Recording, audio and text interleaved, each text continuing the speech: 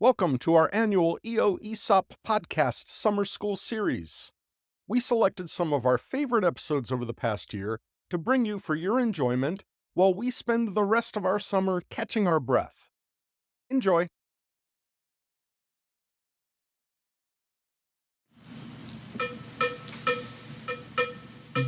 Welcome to the ESOP Podcast with Bret Keisling, part of the ESOP Podcast Network.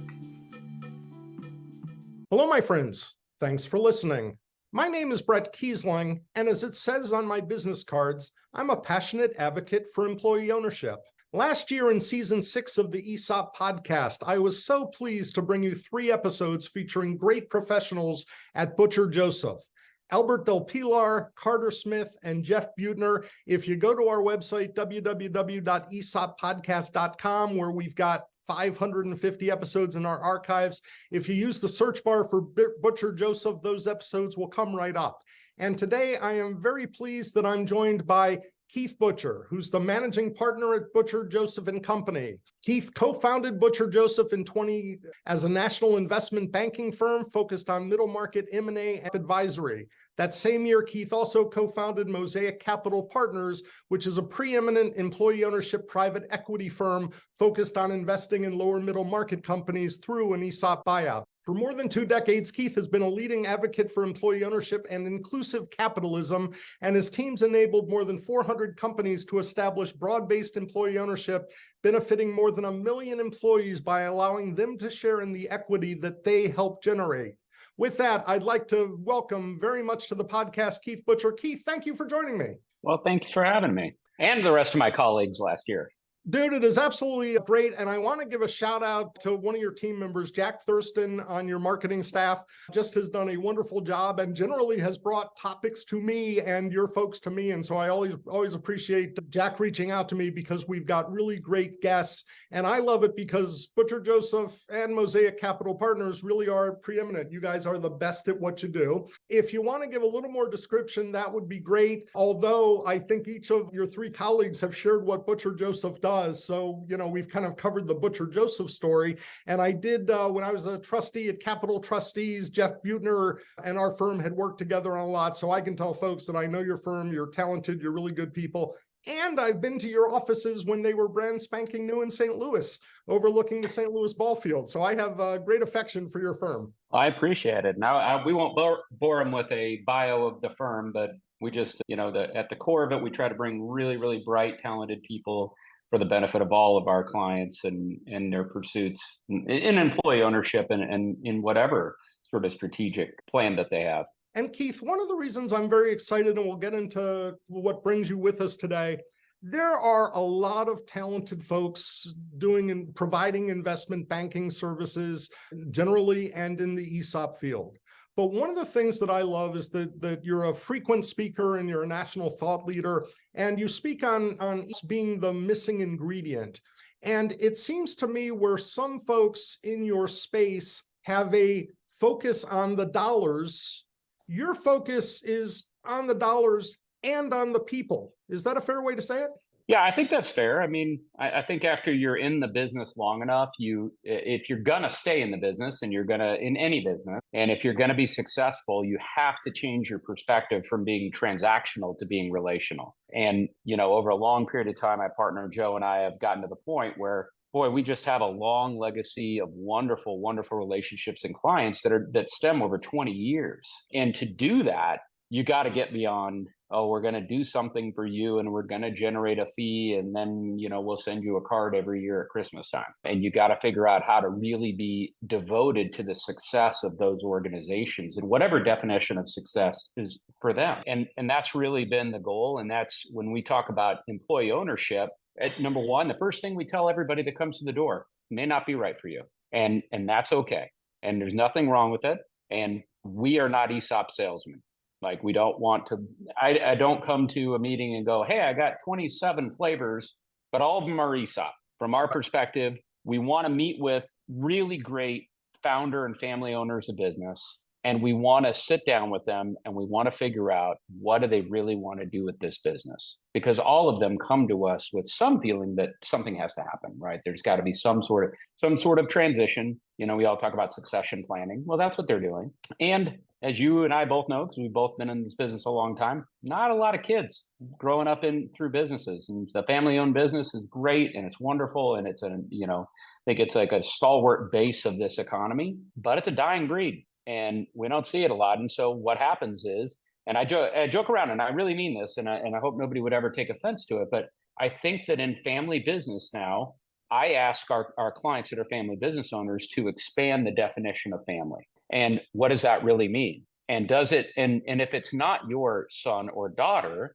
that are coming through the ranks, or some other family member that you would think of like direct family, could it perchance be your employee group? And that leadership group that you brought up, that, there's so many great stories of, I hired Jim or Nancy, and it was 22 years ago, they joined us when they were 12 years old, and now they're 40, and, they've been in the business forever, and they've always worked here, and now they're the number 2 person in our company. And, and by wanting to leave something, a legacy for them, I try to expand that definition of family. Maybe it does include those folks, because I watch a lot of these like family ownership kind of foundational groups that are very rigid in the way they talk about it. And I go, that's fine, but is it really avoiding the practicality of what's happening out there? And you can beat the drum and say, it should be family, legacy, multi-generational businesses, and that's wonderful, but it's only wonderful until there isn't any more there. And then you got to find another definition. And Keith, it strikes me a lot of times, and what I see are the next generation, the children of the company owners don't want to join the business. Maybe they don't have that. There are so many different factors where, I don't know if the good old days were ever that good, but there was an expectation, perhaps generations past, where people would come into the family business.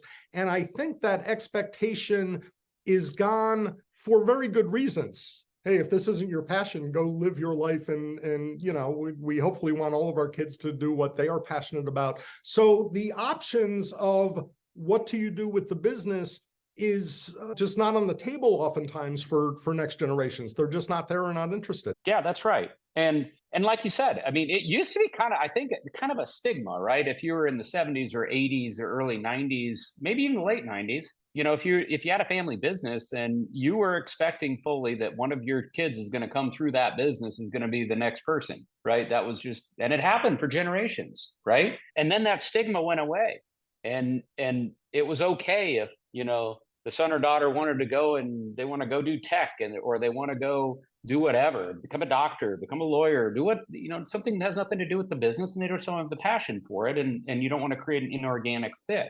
And I think it just became okay. And once people sort of exhaled and said, oh, okay, it's okay if this business isn't going to always be owned by the Smith family. But then they have this big quagmire of, well, I never really thought about what do I do then? Like, because so many people come to us and they've gotten to an age, and unfortunately, a lot of times maybe a life event where they really have to think about, like, the hand is forced on them, and they go, and I say, well, what do you think you want to do? And they're like, well, Keith, I never really thought about it. I always sort of, I compartmentalized that it wasn't going to be in the Smith family and didn't think about it. And I looked up and I looked in the mirror and I'm getting old.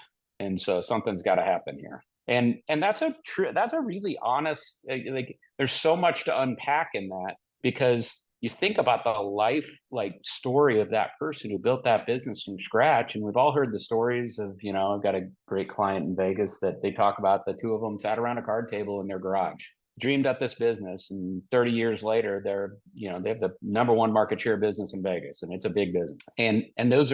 And that life journey of building that business is incredible. I mean, think about all the stresses and all of the things they went through, and how many times they were on the edge of disaster. How many times they had to write their name as the personal guarantor for anything that's going to happen. I mean, it goes on and on. But to build that enterprise and hand it off. And the reason I think for today's discussion why this is an important topic is because, when it's a family business and when you hand off to the next generation, you tend to have this big support system for the business as it transitions, because the folks who sold to the younger generation, or somehow manage the equity to the next generation, they tend to stick around. They tend to keep their eye on it. If it has trouble, they'll come in and write a check and save it. Conversely, on the other end of the spectrum, if you sell the company to a strategic or to a private equity firm, you don't need that. You hand it off. It's somebody else's job, right? It's a super bright people managing that private equity fund, or some peer in the industry that you really like, that you decided that you're going to sell your jewel to them, and it's their job now, and they're going to be the steward of that business. And the kind of the one in the middle that has kind of lots and lots of advantages, but misses some of these support systems, is the internally structured succession plan, like the ESOP. And when you sell your company as a family to an ESOP, a lot of times you structure the deal and you set your leadership group up to go forward, but ultimately you're going to leave because it's not yours anymore.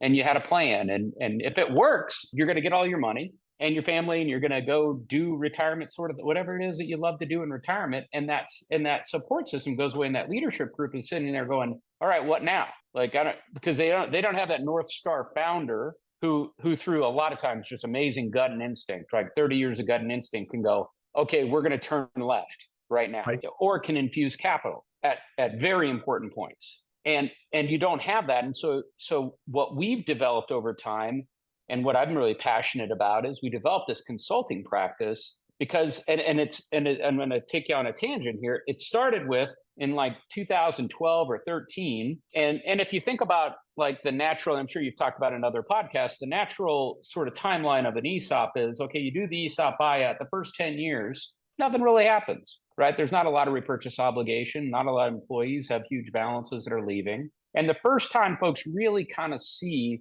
the cash expense side of the ESOP, the repurchase obligation, is then that 10th year when diversification hits for the first time. And that sort of like surprises them. And they're like, even though I may have planned for it, I'm like, oh, I really have to write checks for this thing. And so it's sort of, in my career, we did, a tremendous number of transactions through, 2000 to really up till 2007, 8. Didn't do much in the Great Recession just because honestly, I just didn't see a lot of quality deals to do. And I didn't want to force inorganic things. And so, you see that, but all those companies that we'd worked with, they kind of matured. And so in 12 and 13 and 14, I started getting those phone calls where somebody they would start the discussion with, geez, this repurchase obligation's eating us up. And I'm like, oh, really? They're like, yeah, geez, we can't grow the way we want to grow. We can't pursue our strategic plan the way we want to, we can't, it's holding us back. Maybe we should have a different capital structure. And after a while of hearing that, I started rolling up my sleeves and going, you know what? I don't think this is true.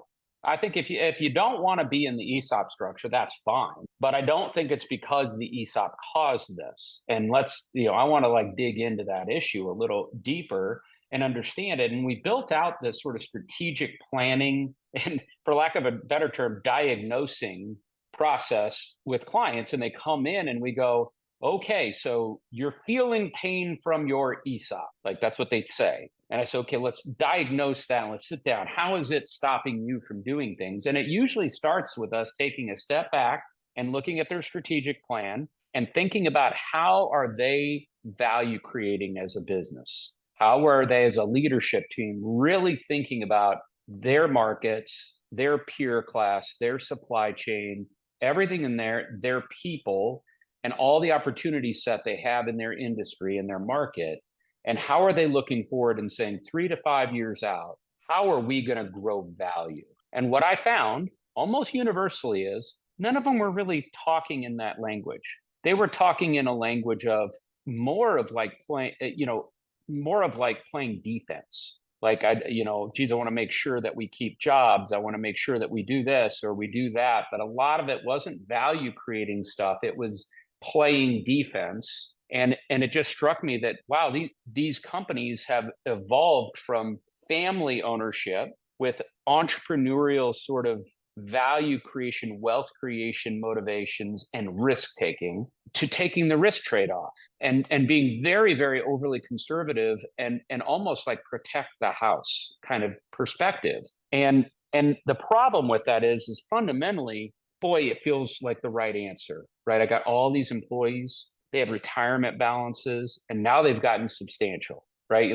They look at the sheet and they go, oh, geez, like Tammy's got $150,000 balance. And they just start closing down because they're like, what if I do something? I mean, if these are well-intentioned people, which I would say, and Bret, you would know probably more companies than I do, but my perspective and experience is the ESOP world is full of really, really good intentioned people. And they get even deeper and more passionate about those intentions as you evolve employee ownership and grow it in the company. There is a sense of responsibility, for the C-suite, the CEO or whomever, to be like, Tammy is owed $150,000 and I have that responsibility to keep things going.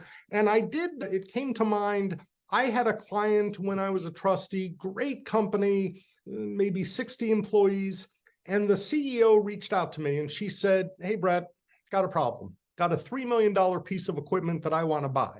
I've done the ROI manufacturing facility. I've done the ROI and it's a great deal. Makes a lot of sense. From a business perspective, we should make this purchase. And I said, again, I was a trustee and I said, so what's the problem? She said, once we leverage for the $3 million purchase, our share value is going to go down. And I don't know if I can do that as an employee-owned company. And my view was, no, you have to do that. You can't manage. Share value is really important. And I don't want people to get the wrong message. But that is what you're talking about, being strategic and driving revenue. You have to run your business and not be locked into, share price. And ultimately, that equipment will pay for itself. And it did, and it's a good buy. But there's that mindset of, can I make an otherwise proper business decision because it might affect the share value? It's so true. And I love that example because sometimes it's hard to like crystallize a really pure example of that decision making and how they feel shackled, right? And not decisive. And I hear that all the time too. And I also hear a lot of I joke around all the time that when we first meet with the board of directors of a long-lived sort of ESOP-owned company, and they've been successful, but they've gotten a little stale and they've sort of wallowed along for a few years. They're still a market leader, but not the crisp sort of front leader they used to be. And when you talk to them, the board is like reluctant to admit there might be something wrong here. But they know it is because they called us. Like I laugh sometimes. I'm like in the meeting going, okay, like they'll start out. So they'll call and they'll say, whatever the lead in is. Oh, the ESOP's killing us. It's got to go, whatever. I can't grow this or that or whatever. And then you show up and you meet with all of them in person. And for the first 30 minutes, they tell you how wonderful everything is. The ESOP's wonderful. The employees love it. We love employee ownership. We love our culture. We love this. And I'm like sitting there going, well, geez, I can get a flight back here like in the next couple of hours, I think, to go back. There's nothing for me to do here. Clearly, everything's perfect. But if you have patience and you get people talking, then they start going through. And what you find is there's a bunch of human sort of elements that are coming into play. And what they're doing is they're forcing a company to, like I said, play defense, stop innovating, stop investing, stop taking risks. And there's this inflection point they got to where they're protecting the house.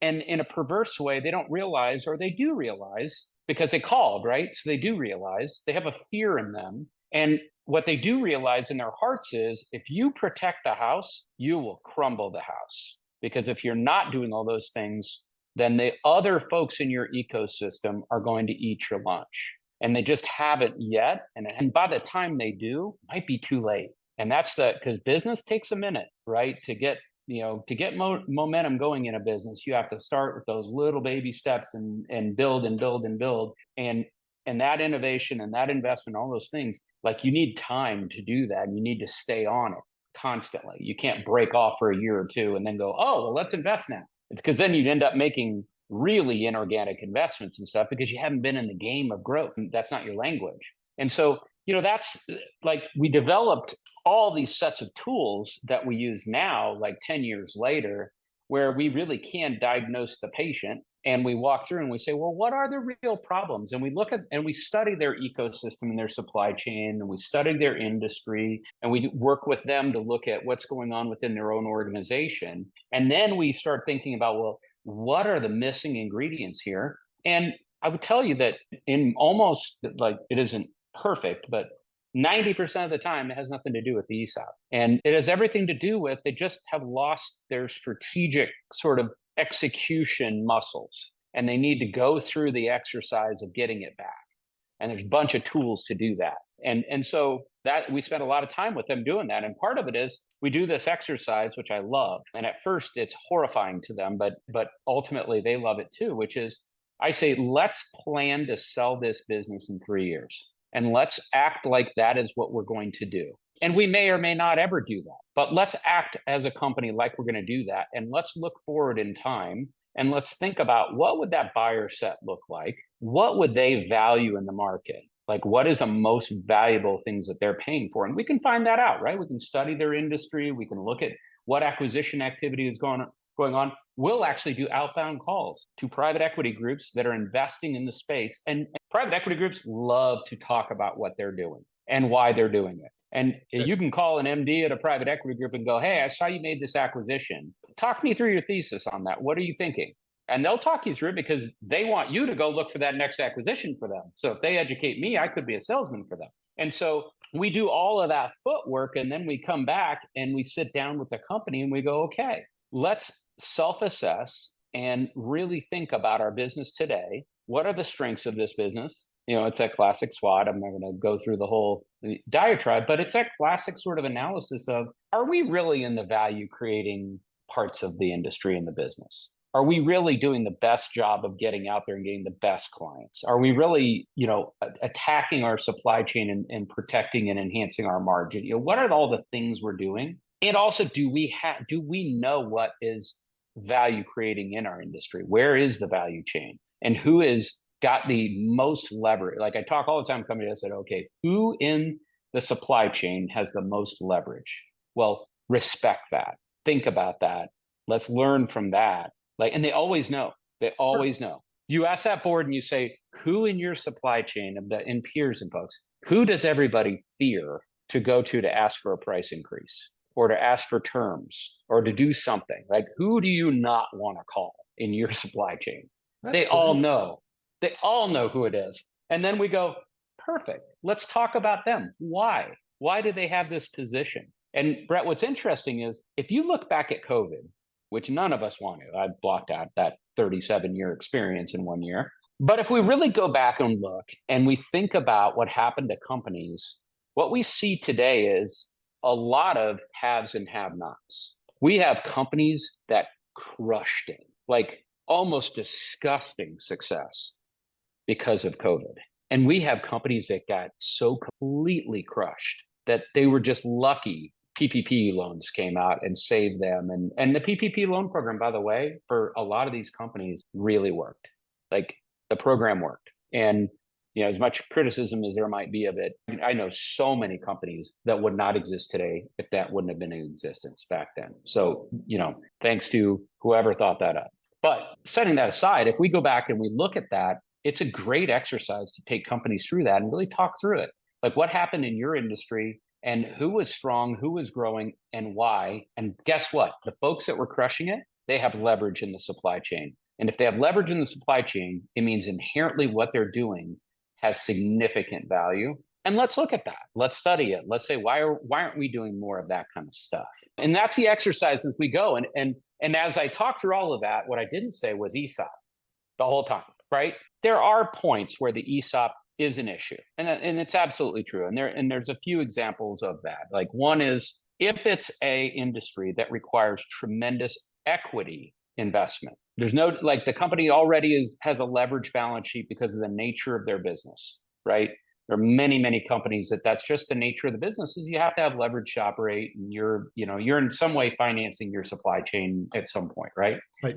So you don't have a lot of investment debt available to you, which is traditionally what he's had, right? Because there's nobody there to write an equity check. There's no founder anymore. As we said, there's no support system. And so that's usually the missing ingredient. And if there's a point where you really do need that to grow and prosper, and a lot of times driven by other activity in your ecosystem. And the classic example is you'll have a great company that's wonderful industry, good multiples, industry's doing great. Well, if all those things are true, guess who is in that industry in mass? Private equity. Right. Because they're smart capital and they're watching all of this. And when something is good, they're in. And that's when you look up as an ESOP company, you look around and you say, okay, well, there's our 5 biggest competitors, and 4 of them are owned by multi-billion-dollar committed capital private equity funds. And they're acquiring and growing and investing. And you just look around, you're like, okay, and we don't have that kind of capital base. And when I meet a company like that, I go, okay, it's not the ESOP's fault. It's an unfortunate thing that you live in a very nice ecosystem because they're there for a reason. Right. And we need to think very smartly about how we proceed. But even then, I mean, we've done a couple of transactions for really great companies where we've teamed up private equity with ESOP and in a growth capacity. And that could be really interesting. And smart private equity firms are open-minded enough to consider that now. They really are. And if you understand how to match those two sort of co-equity owners together, and you understand the needs and wants of both of them, then you can match them up and it works. And particularly in a great industry, like if you have the leverage as a company, if you're in a great industry, to go to a private equity group and say, listen, this is the way you're going to have to do it because this is the entry, this is the ticket for entry into our company. Is you can't just, because they all want to come in and go, oh, we'll buy you. Right. Yep. Not an option. We're not going to sell out completely. So let's talk about something else. And then there's all these misperceptions in the financial industry about what you can and can't do in ESOP-owned companies. Most all of them are myths. And, the ESOP companies can accept all kinds of equity capital and can have partners and can grow and do all that good stuff. There's just this perception for some reason that they can't. I don't know. I hear it all the time. I don't know if you hear it. I do, although probably in this regard, not nearly at the level that you do. There is some tension, Keith, and it's something that I've just been watching for the last couple of years as private equity found ESOPs generally, and there has been a lot more interest in the ESOPs. And I'll be honest with you, my perspective, and I was very fortunate as an ESOP trustee, but I'm looking to help create employee ownership for the long term. Mindful that it can't always be for the long term. And, we talked before we started recording, we spoke very briefly about New Belgium, that was a great ESOP and kind of the standard bearer for employee-owned companies in many regards, and ended up, because of capital requirements that had nothing to do with the ESOP, ended up selling. But 192 of their employees left with $1 million checks or got $1 million checks as part of the transaction. My discomfort, and maybe you could address just for a little bit, is the concern that in employee ownership, a lot of the advocates, and again, I'll put myself in that category, are looking for long-term employee ownership. So you gave the example, and I get it as a diagnostic tool and a thought exercise of let's position ourselves to sell in 3 years. And by the way, a lot of that is just making the company profitable and is running as well as it possibly can, which is good whether you intend to sell or not. But there is at least a perception with the average private equity firm coming into ESOPs that it is short term, and when it is sold in 4 or 5 years, yes, the employees will get a share of that, presumably. That's just not the kind of employee ownership that I've been advocating for, if that makes sense. 100%. And I don't think that, well, I'm probably naive. I don't know that anybody really advocates for that. I just think that folks don't want to do the hard work to try to solve the problems that exist when it comes calling.